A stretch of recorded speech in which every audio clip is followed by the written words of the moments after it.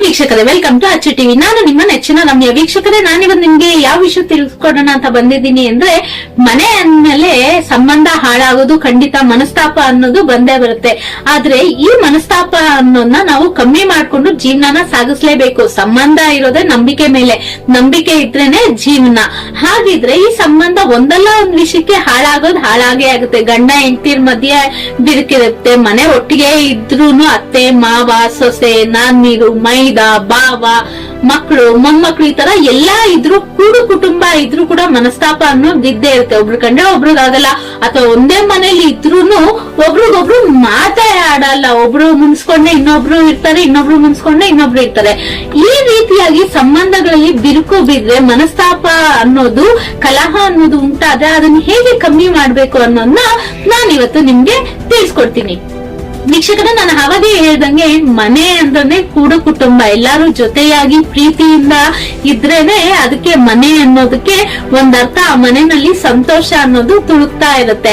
ಆದ್ರೆ ಯಾರೋ ಒಂದ್ ವಸ್ತು ತಗೊಂಡ್ರು ಅಂದ್ರೆ ಕೋಪ ಮಾಡ್ಕೊಂತಾರೆ, ಅಥವಾ ಏನೋ ಒಂದ್ ಮಾತು, ಮನೆ ಅಂದ್ಮೇಲೆ ಮಾತು ಅನ್ನೋದು ಬಂದೇ ಬರುತ್ತೆ. ಆ ತರ ಮಾತಾಡಿದಾಗ ಮನಸ್ತಾಪ ಅನ್ನೋದು ಉಂಟಾಗೇ ಆಗುತ್ತೆ. ಈ ತರ ಮನಸ್ತಾಪಗಳನ್ನ, ಸಂಬಂಧಗಳನ್ನ ಉಳಿಸ್ಕೊಳ್ಳೋಕೆ ನಾನು ಇವತ್ತೊಂದು ಪರಿಹಾರನ ತಿಳಿಸ್ಕೊಡಕ್ಕೆ ಬಂದಿದ್ದೀನಿ.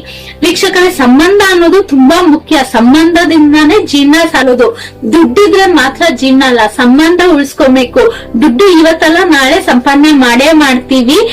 ಲಕ್ಷ್ಮೀ ಕಟಾಕ್ಷ ಇದ್ರೆ ಸಾಕು, ನಾವ್ ಜೀವನದಲ್ಲಿ ಅಭಿವೃದ್ಧಿ ಕೂಡ ಕಾಣ್ತೀವಿ. ಆದ್ರೆ ಕೆಲವ್ರನ್ನ ನೀವ್ ನೋಡಿರ್ಬೋದು, ದುಡ್ಡು ಇರುತ್ತೆ, ನೆಮ್ಮದಿ ಇರಲ್ಲ. ಕೆಲವ್ರಿಗೆ ನೆಮ್ಮದಿ ಅನ್ನೋದು ಸಾಕಷ್ಟಿರುತ್ತೆ, ಆದ್ರೆ ಲಕ್ಷ್ಮಿನೇ ಇರಲ್ಲ. ಈ ರೀತಿ ಆಗಿರುತ್ತೆ. ಆದ್ರೆ ಲಕ್ಷ್ಮಿ ಇದ್ರೇನೆ, ಲಕ್ಷ್ಮಿನೂ ಇರ್ಬೇಕು, ಮತ್ತೆ ನಮ್ಗೆ ಸಂಬಂಧ ಕೂಡ ಚೆನ್ನಾಗಿರ್ಬೇಕು. ಈ ಸಂಬಂಧನ ಉಳಿಸ್ಕೊಬೇಕಾದ್ರೆ ನಾವು ಹಲವಾರು ಪ್ರಯತ್ನ ಮಾಡ್ಬೇಕು. ನಾವು ಸಂಬಂಧನ ಉಳಿಸ್ಕೊಬೇಕು ಅಂತ ಅಂದ್ರೆ ಒಬ್ರಿಗೆ ಬೇಜಾರಾಗ್ದಂಗೆ ಇರ್ಬೇಕು. ಆದ್ರೆ ಖಂಡಿತ ನಮ್ ಕೈಯಲ್ಲಿ ಅದಾಗಲ್ಲ. ಏನೋ ನಾವು ಮನುಷ್ಯರು, ನಮಗೂ ಕೋಪ ಅನ್ನೋದು ಬಂದ್ಬಿಡುತ್ತೆ. ಏನೋ ಒಂದ್ ಹೇಳ್ಬಿಡ್ತೀವಿ, ಥಟ್ ಅಂತ ಮಾತಾಡ್ಬಿಡ್ತೀವಿ.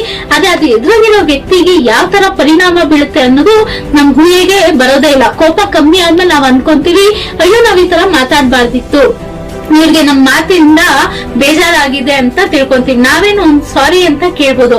ಆದ್ರೆ ಅವ್ರ ಮನ್ಸಿಗೆ ಎಷ್ಟು ನಾವ್ ಆಡಿರೋ ಮಾತು ಅವ್ರಿಗೆ ಕಷ್ಟ ಕೊಟ್ಟಿರುತ್ತೆ ಅಂತ ಅಂದ್ರೆ, ನಾವ್ ಸಾರಿ ಕೇಳಿದ್ರು ಸಹ ಅವ್ರಿಗೆ ಮೊದ್ಲಿನ ಮನಸ್ಥಿತಿ ಬರಲ್ಲ. ಈ ತರ ಸಂಬಂಧನ ಉಳಿಸ್ಕೊಳಕ್ಕೆ ಒಂದು ಪರಿಹಾರ ಹೇಳ್ಕೊಡ್ತೀನಿ. ಏನು ಅಂತ ಅಂದ್ರೆ, ನೀವು ಉಗುರನ್ನ ಕಟ್ ಮಾಡ್ತೀರಲ್ಲ ವೀಕ್ಷಕರೇ, ಆ ಕಟ್ ಮಾಡಿರೋ ಉಗುರನ್ನ ಯಾವತ್ತೂ ನೀವು ನೆಲಕ್ಕೆ ತಾಗಿಸ್ಬಾರ್ದು. ಒಂದು ಪೇಪರ್ ಇಟ್ಕೊಂಡು ಆ ಪೇಪರ್ ಮೇಲೆ ನೀವು ಏನ್ ಮಾಡ್ಬೇಕಾಗುತ್ತೆ, ಉಗುರನ್ನ ಕಟ್ ಮಾಡ್ಬೇಕಾಗುತ್ತೆ.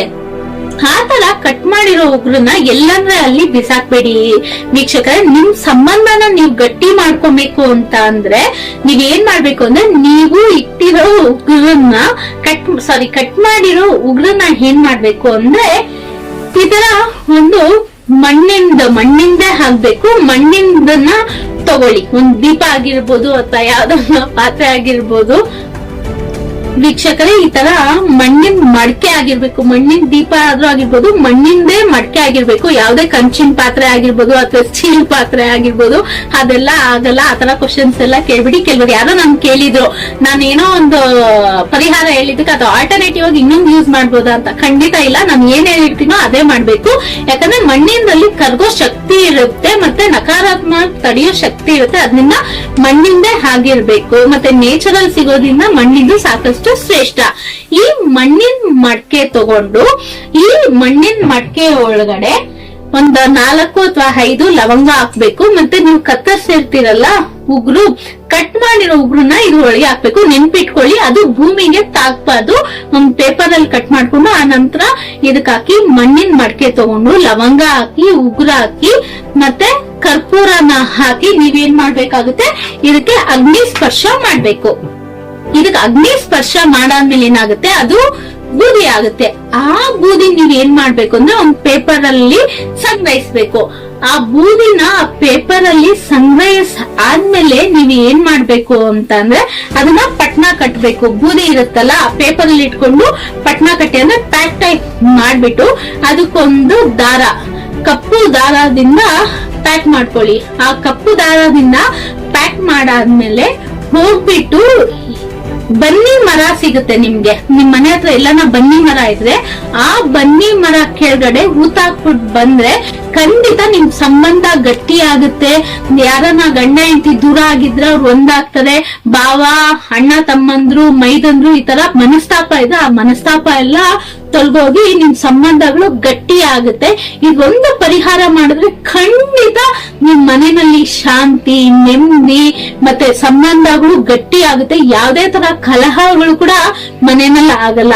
ಹಾಗಿದ್ರೆ ಈ ತರ ನೀವು ಮಾಡ್ತೀರಾ ಅಂತ ಆಶಿಸ್ತೀನಿ. ಇದೇ ರೀತಿ ಪರಿಹಾರಕ್ಕಾಗಿ ನಮ್ಮ ಅಚ್ಚು ಟಿವಿನ ಸಬ್ಸ್ಕ್ರೈಬ್ ಮಾಡಿ, ಶೇರ್ ಮಾಡಿ. Thank you.